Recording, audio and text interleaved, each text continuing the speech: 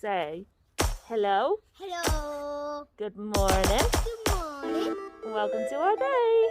Welcome to our day. Good boy. All day rock and roll. That was the best.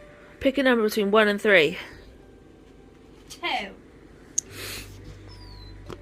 Moana.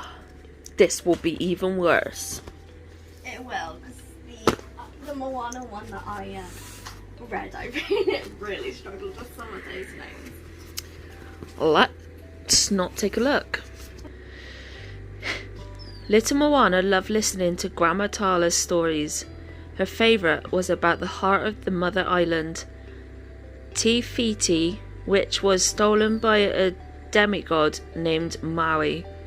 As Maui escaped, the demon Tika attacked him and the heart was lost in the ocean. But one day, added Grandma Tala, the heart will be found by someone who will find Maui, restore Te Fiti's heart and save us all. What can I say? There he is. I think. I don't know. Yeah, I think so. It's a side angle. Oh, right, okay. Later, Moana was following a trail of shells along the shore when the ocean magically parted, offering her a small stone with a spiral on it. Just then, Chef Tui arrived. Yeah, it's not him. Someone else. The ocean quickly whisked Moana back to shore and she dropped the stone on Tui as Tui took her back to the village. The years passed. When Moana was 16 years old, her father took her to the island's highest mountain. One day, said Tui, you'll be the next chief of Montanui. Moana wanted to make her father proud, but she wondered what might be out there beyond the reef. Grandma Tala took Moana to a secret cave. Inside, Moana gasped at amazement. It was filled with sailing boats which had belonged to her ancestors. They had been voyagers. Grandma Tala told Moana the great darkness made the ocean too dangerous to sail, and so her ancestors forbade voyaging. Forbade voyaging. Showing Moana the spiral stone she had dropped years before, she told Moana to find Maui and restore the heart of Te Fiti. Not long afterwards, Grandma Tala became very sick. With the last of her strength, she whispered to Moana, "Go." Moana knew she had to find Maui. As she sailed past the reef, a storm rose up and a giant wave crashed on top of her. Everything went black. When Moana finally woke up, she was on a strange island.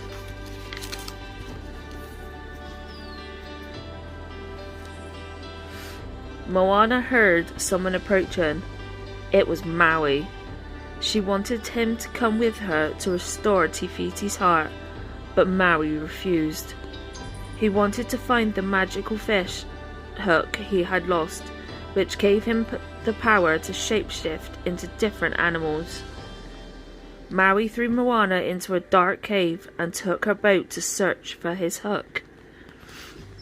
Moana escaped from the cave and dived into the sea just as Maui set sail. The ocean pulled Moana through the water and put her on the boat with Maui. "You will give back the heart," Moana said in her bravest voice, but Maui still refused to help her. Moana and Maui argued, and finally Maui agreed to go with her to get the heart. But first, he insisted he would need his hook. Tamatoa was a giant crab who lived in Lavu, the realm of monsters. It's kind of similar to what's in my book now, on your book, the screen. Yeah.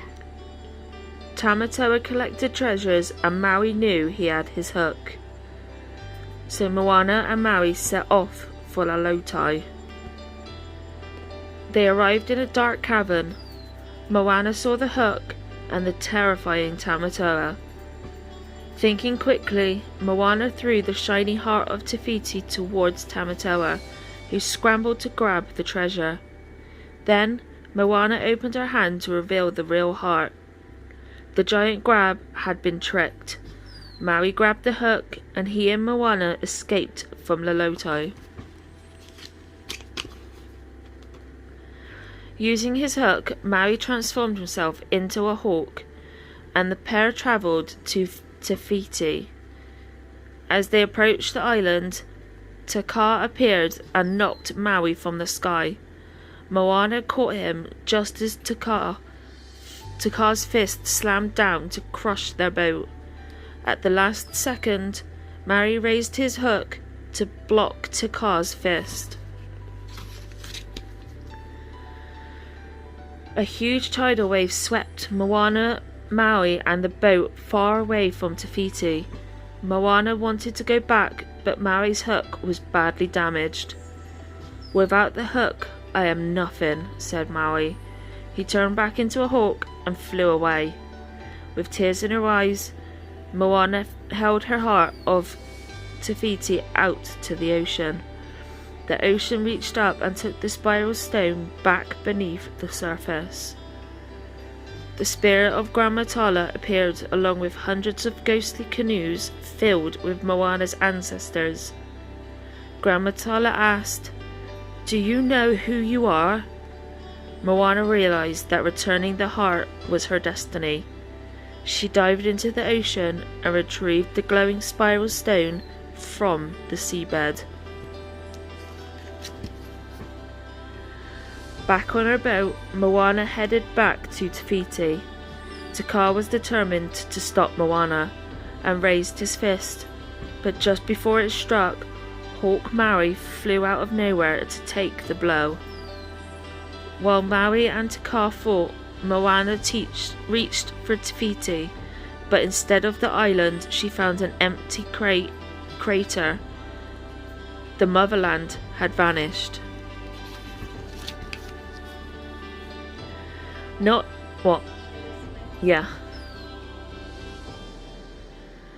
knowing what else to do, Moana began to sing the ancient song of her ancestors. "Know who you are," Moana chanted. Suddenly, Te Kā swooped down in front of Moana. Bravely, she pressed her forehead to Te Kā's head and placed the heart into a glowing lava spiral on the demon's chest. Slowly, Te Fiti emerged from the flames with a glowing spiral on her chest and a crown of flowers on her head. The mother island opened her hand to reveal Maui's hook. It was fixed. The island came back to life at last. Back on the boat, Maui prepared to leave. "You could come with us back to Motunui," Moana offered. "My people will need a master wayfinder." Maui smiled at Moana. They already have one," he said. The two friends hugged goodbye. Then Maui shapeshifted into a hawk and flew away. Back on Motunui, everyone was overjoyed when Moana appeared on the horizon. The young girl finally knew who she was. The next great ocean explorer, destined to lead her tribe on new adventures. Dun dun dun! Yay! Whoop whoop! Pick a number between 1 and 2. 1.5. Knew she was gonna say that. Because I said between 1 and 2. Oh, I should have said 1 3/4. Someone's disapproved. Why didn't you ask one of them to pick?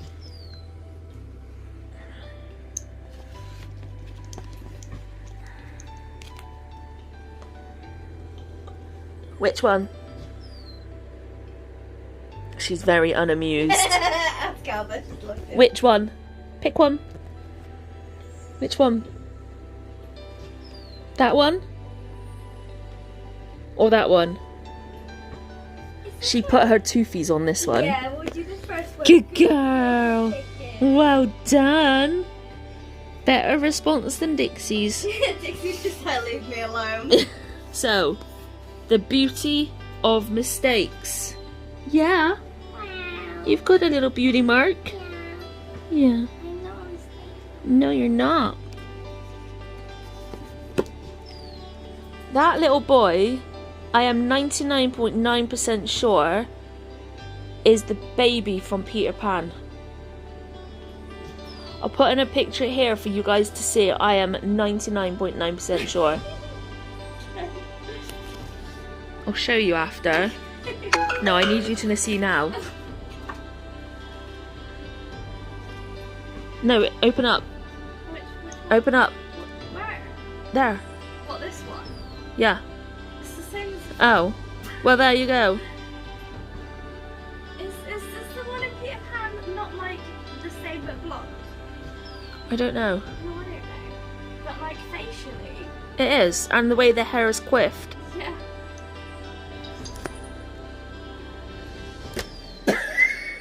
I missed. I nearly got it. That was the best miss. He was so sure. Right. Every morning, Rapunzel leapt out of bed with a huge... What's wrong? I forgot that it was Rapunzel because her hair wasn't the same. I know. Rapunzel leapt out of bed with a huge smile on her face. Castle life was still very new to her, but she couldn't wait for the adventures each day would bring. She loved starting her day having breakfast with her parents, King Frederick and Queen Ariana. She was fascinated by their lives and their royal duties.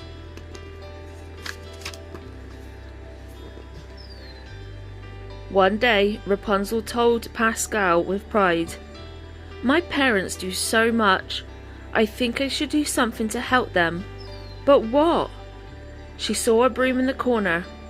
"I know," she said. "I can help by doing chores around the castle, like I did in the tower."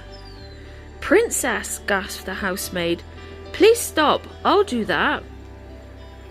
So Rapunzel tried to do laundry instead. But each time she tried to help, she was told, "Princess, I'll do that." Rapunzel didn't understand what she was doing wrong. In the tower, Rapunzel had taken care of everything, including baking delicious bread. But the things she had done well in the tower seemed like mistakes in the castle. Rapunzel sought out the governess for advice. "I don't think I know how to be a princess," she said, sighing. "What does a princess even do?" "A princess makes her parents and kingdom proud," the governess replied, "and she shows that she cares about her people." She patted Rapunzel on the arm and added, "It's brave to keep trying. I'm off to run some errands, but I'll be back soon and we can talk more then."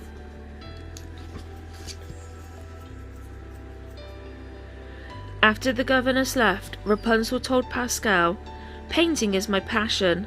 Maybe I can make my parents proud by painting them a mural of my favourite thing about Corona. There ain't no fucking... Oh, no. There ain't nothing good about Corona." My bad. That's how I feel about Corona. Whew. Well, Got the door open. my favourite thing so far. Whew. She found an empty ball, gathered her supplies and began to paint. An empty ball? No, she gathered an empty wall. I thought you said ball! No. I'm so confused. Okay, I'm okay now, I get it. A while later, the governess returned.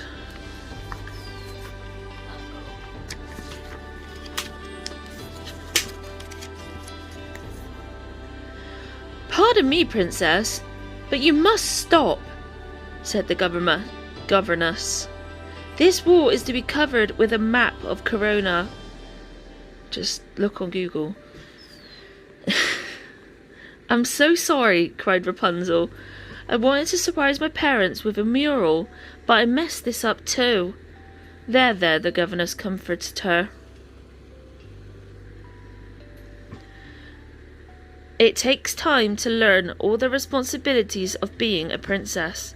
The important thing is that you keep trying. The governess looked at the painted scene on the wall and said, "This really is quite lovely. I could never paint half as well as you do." "Oh, I think you could learn to paint," said Rapunzel. "I wasn't always good at it. If you like to learn how to paint, I can teach you. In fact, I'm happy to teach everyone who wants to learn.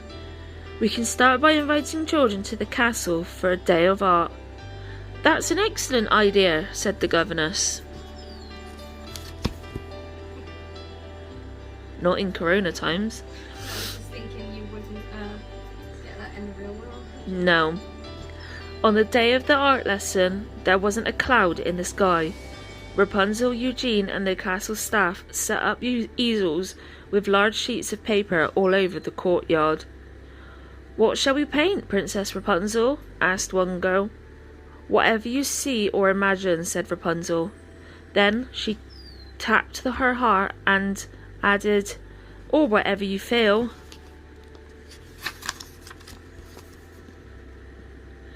Rapunzel strolled through the courtyard, stopping at each easel and encouraging each young artist. "It was supposed to be a bird," sighed one boy, "but I made a lot of mistakes. I'm just not a good painter." Rapunzel said, "I know what it's like to feel discouraged. You're trying something new, so it might feel frustrating, but trust yourself and keep trying." She pointed to the colourful painting and smiled. "Personally, I think you've created a very special, one-of-a-kind bird." The boy beamed and said, "Thank you, Princess Rapunzel." He dipped his paintbrush in some blue paint and kept working.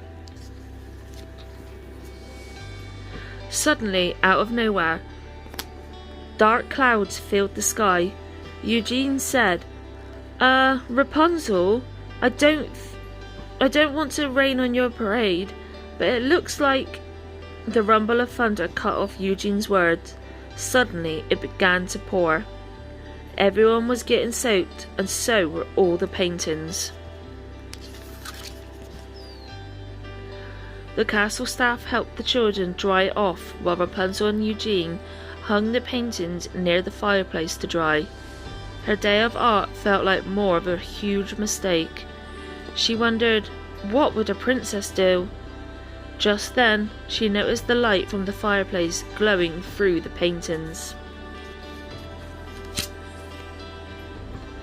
"Eugene," she said, "what does this remind you of?"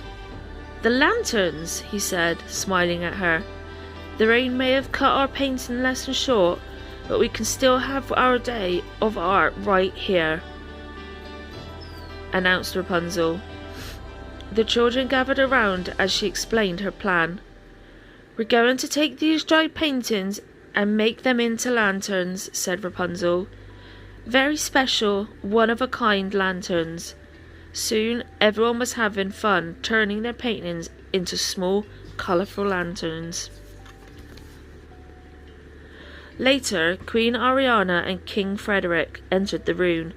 "Mum, Dad, I've had the most amazing day," said Rapunzel brightly. "Things didn't go as planned, but maybe what I've been thinking of as mistakes aren't mistakes at all. They're just me being me, learning and trying as I go along. And they're all steps to something beautiful, just like the lanterns we made today." "You're learning and trying in your own unique way," said Queen Ariana. "And that's what makes you a special, one-of-a-kind princess." Dun dun dun. Opening night, featuring Cinderella. I'm sorry. It's weird how it worked out like that. It was my plan. I'm joking, I have no idea why it's Plus outfit the last one. Yep. It was opening night at the Royal Theatre, and Princess Cinderella was excited to see the show. As the curtain went up, the star stepped onto the stage. Cinderella smiled. She knew the performer. It was Corinne, a singer she had met long before she became a princess.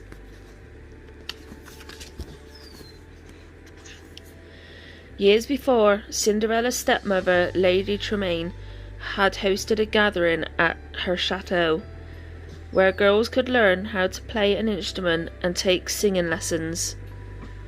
Lessons sounded boring to Lady Tremaine. What's her name? Lady Tremaine, sorry, I was laughing at Albert. It's just let me listen to this. She's getting closer and closer. She started off over there. She's now here under my arm. And then there's this one. Lessons sounded boring to Lady Tremaine's two daughters, Drizella. I said Gisella. Did you? I thought you said Drizella. No, Gisella.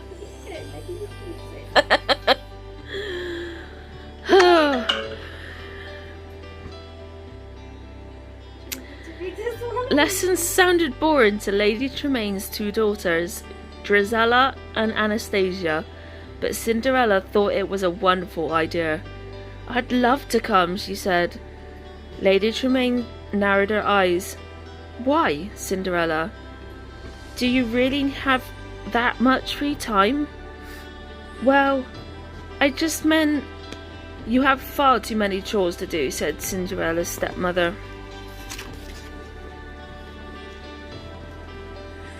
The next day, lessons began.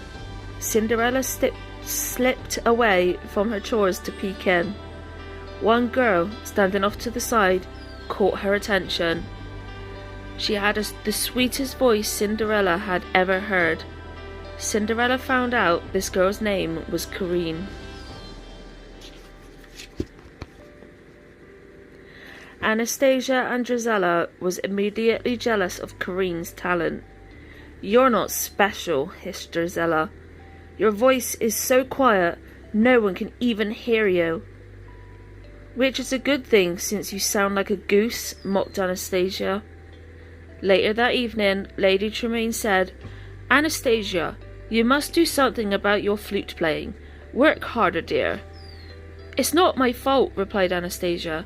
"I always play the right notes, but my flute plays something else. I think it's broken." "I see," said Lady Tremaine. "I'll have Cinderella pick up a new one for you."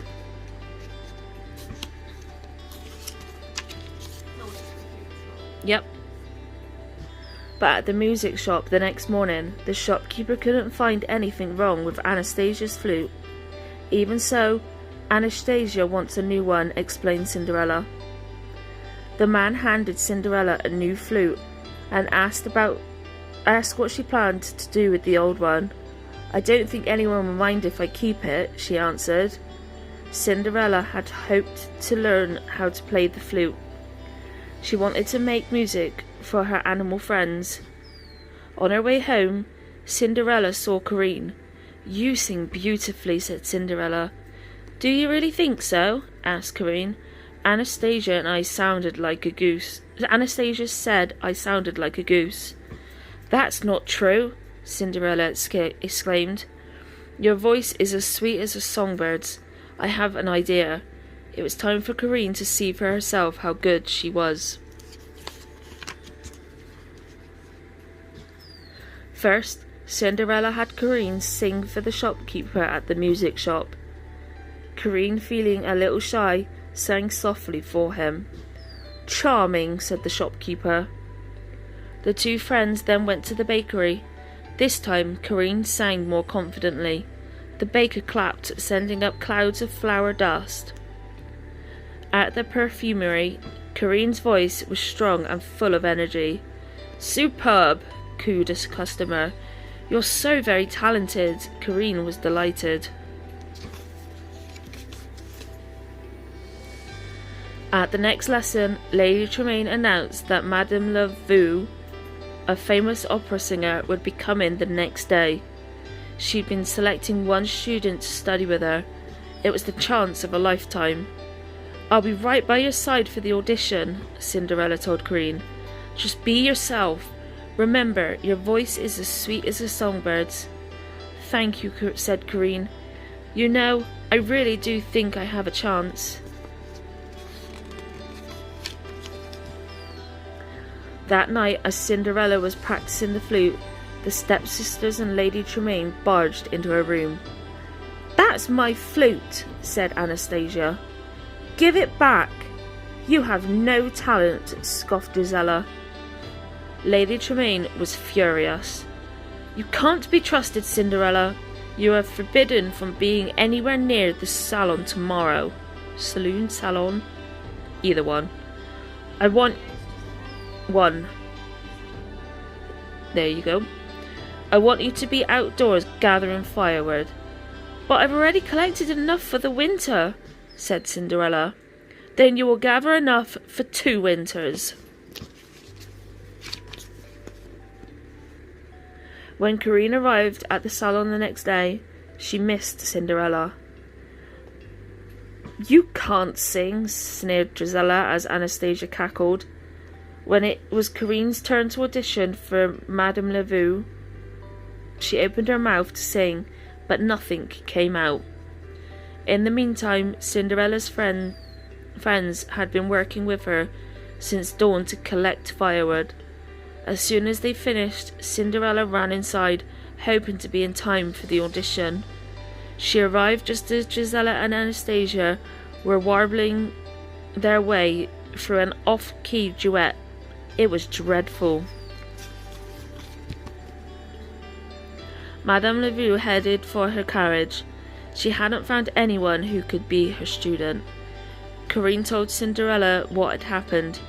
"It's not too late," said Cinderella. "If you believe in yourself, you can do anything." Corinne gave Cinderella a hug. "I think I'm ready to sing now." Cinderella called out to the opera star. "Madame Lavu, if you please, Corinne would like to sing for you," she said. Corinne stood right in front of Madame Lavu and sang in a voice that really was as sweet as a songbird's.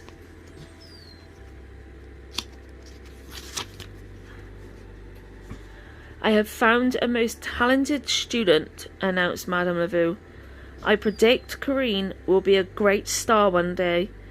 Everyone applauded, except Gisella and Anastasia. That night, Gus and Jack brought Cinderella a surprise. "The flute," she gasped. "Oh, thank you." Cinderella promised she would practice as much as possible so she could play a song for all her friends, and that's exactly what she did. Back at the theatre, Princess Cinderella hugged Corinne after the show. "Your voice is as sweet as ever," she said. "You had the whole audience under your spell." "Thank you," said Corinne. "I couldn't have done it without you, Princess." Suddenly, a young performer ran up to Corinne. "I did it," she said. "I sang out loud." "I heard you," said Corinne. "Your voice was as sweet as a songbird's." Surrender? Princess Cinderella couldn't help smiling. The end. All done.